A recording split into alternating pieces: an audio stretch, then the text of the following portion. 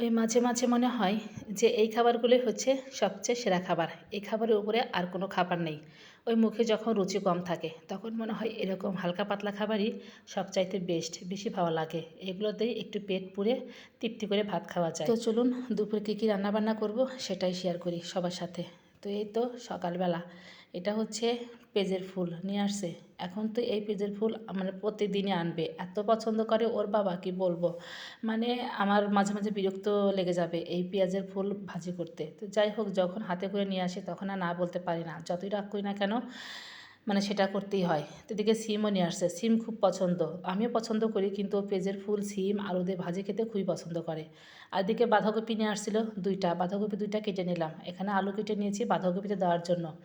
তো মূলা কিছু কাজে লাগাবো না আজকে, মূলাটা রেখে দিলাম। তো সবজিগুলো কেটে নিয়ে এখন হচ্ছে সবজিগুলো ধুয়ে নিলাম, কারণ এই সবজিগুলো একটু ভালোভাবে ধুয়ে নিলে খেতে বেশি তৃপ্তি লাগে, ভালো লাগে।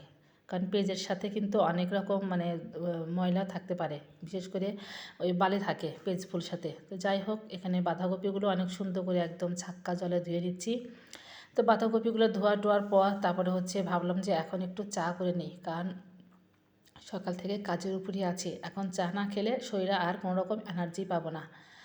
তো সব কিছু ধুয়ে একদম গুছিয়ে রেখে দিলাম, যখন রান্না করব সব কিছু হচ্ছে হাতের কাছে নিয়ে নেব। তো গুছিয়ে রাখার পর এখন হচ্ছে চাটা করার পালা। এদিকে হচ্ছে ম্যাডামও পড়াতে চলে আসছে, ওই 9:30টার মতো বাজে এখন সকাল। তো নিজেও চা খাইনি, তো ভাবলাম একটু বেশি করে চা করি, ম্যাডামকে তো চা দিবই। ওই জন্য এখানে আদা আর তেজপাতা দিয়ে একদম চাটা বসিয়ে দিলাম, আর দিয়ে দিলাম হচ্ছে পরিমাণ মতন চিনি, দিয়ে হচ্ছে বিস্কুটের প্যাকেটটা খুলে বেশ কিছুটা বিস্কুট রেখে দিলাম বয়ামে, আর কিছুটা হচ্ছে আমরা খাবো, একদম ফ্রিজে নিয়ে নিলাম। আমরা বলতে ফ্রিজের বিস্কুটগুলো ম্যাডামকে দিব, আর হচ্ছে আমি অন্য একটা বিস্কুট খাবো, কিছু বিস্কুট আছে বাইরে। তো যাই হোক, চাটা ভালো করে করে নিয়ে এখন হচ্ছে চাটা ঢেলে নিচ্ছি। আসলে ঠান্ডার দিনে মানে এরকম শীতের সকালে 1 কাপ চা না হলে চলেই না, যতই কাজকর্ম করি না কেন চায়ের জন্য মনটা আইঢাই করে, এই কথাটা কিন্তু আমি প্রায় বলে থাকি। তো যাই হোক, চাটা খেয়ে শরীরে একটু এনার্জি আসলো, এখন হচ্ছে বাটা বুটার পালা। ওই তো বাঁধাকপি রান্না করব, তার মধ্যে তো আদা জিরা বাটা না দিলে চলবেই না। তো একটুখানি আদা জিরা বেটে নিলাম, আর করে নিচ্ছে হচ্ছে গরম মশলার পেস্ট, কারণ গরম মশলার পেস্ট না দিলে ভালোই লাগবে না। এদিকে হচ্ছে বেগুন নিয়ে আসছে, বেগুনগুলো প্রথমেই কাটতে চেয়েছিলাম, তো আমি ভাবছি ওর বাবা হয়তো পোড়া খাবে, বেগুন পোড়া। তারপর বাসায় আসছে শুনলাম বলতেছে বেগুন ভাজি খাবে, তো ওই জন্য একটা বড় সাইজের বেগুন কেটে নিলাম। আর কেটে নিয়ে মাঝখান দিয়ে তো অনেক সুন্দর করে একটু নকশা করে নিচ্ছিলাম। আসলে আমি বেশ কয়েকটা আপুকে দেখেছি এইভাবে বেগুন ভাজি করে খেতে, তখন থেকেই আমার মন চাইছিল যে আমিও একদিন খাবো। তো যাই হোক, যেহেতু বড় সাইজের বেগুন আমি সুন্দর করে একদম কেটে নিচ্ছিলাম, এত সুন্দর হয়েছে। তো যাই হোক, আমি বেগুনগুলো ধুয়ে এখন এর মধ্যে হলুদ লবণ আর হচ্ছে মরিচের গুঁড়া দিয়ে ভালো করে হাত দিয়ে মিশিয়ে নিচ্ছিলাম, একটু ঝাল ঝাল হবে, খেতে ভালো লাগবে। তো যাই হোক, আজকে এইভাবেই বেগুনটা ভাজি করব। ওই এক পাশে শুধু একটু কেটে নিয়েছি, সাইজ করে নিয়েছি। তো যাই হোক, জালটা ধরিয়ে দিয়ে বেশ কয়েকটা গোলা রুটি ভাজি করে নিয়েছি, নিয়ে ওটা শেয়ার করা হয়নি।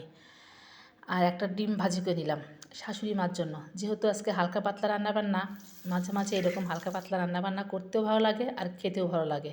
সব সময় যে মাছ মাংস ডিম দুধ এগুলো খেতে হবে তার কোনো মানে নেই। একটা সংসার করতে গেলে কত রকমের পরিস্থিতির মুখোমুখি হতে হয়, আর সব সময় যে ভালো মন্দ খেতে হবে তা না। তো যাই হোক, কথায় কথায় ডিমটা ভাজি করে এখন হচ্ছে বেগুনগুলো একদম ছাকা তেলে ভাজি করে নিলাম, আর এখন হচ্ছে পেঁয়াজের ফুলগুলো ভাজি করে নিচ্ছি। এই তো আলু পেঁয়াজের ফুল আর হচ্ছে সিম, এভাবে ভাজি করলে আসলেও খুব খেতে ভালো লাগে, কিন্তু একটা জিনিস কিন্তু প্রতিদিন ভাজি করতে বিরক্ত লাগে। তো কী করা, জামাই যখন খেতে চেয়েছে তাকে তো ভাজি করে দিতেই হবে, কারণ সে যখন নিয়ে আসে হাতে করে সেটা তো আর পচে ফেলে দিতে পারি না, কারণ যে রকম জিনিসপাতির সব দাম হয়েছে।